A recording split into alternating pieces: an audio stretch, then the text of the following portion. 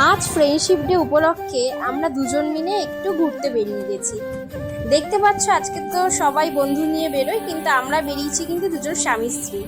কিন্তু আমরা কিন্তু দুজন কিন্তু হাজব্যান্ড ওয়াইফ সবে মাত্র 1 বছর হয়েছে। কিন্তু তার আগে কিন্তু আমাদের দীর্ঘ অনেকগুলো বছর আমরা বন্ধু হিসাবেই ছিলাম। তাই বন্ধুত্ব দিবসটা কিন্তু আমরা এইভাবেই স্পেন্ড করি। আর আগে যখন বিয়ে হয়নি তখন তো বন্ধুত্ব দিবসটাতে আমরা বিভিন্ন জায়গায় ঘুরে বেরিয়েছি। তা যথারীতি আজকে আমরা দুজন মিলে মন ভালো করতে চলে গেছিলাম বিরিয়ানি খাওয়ার জন্য।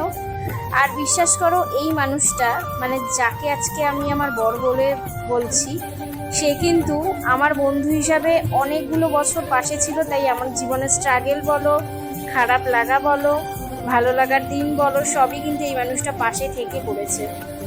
তো সব থেকে আগে আজকে আমি বলতে চাই, ফ্রেন্ডশিপ ডে হিসাবে আমার বরকে জানাতে চাই হ্যাপি ফ্রেন্ডশিপ ডে।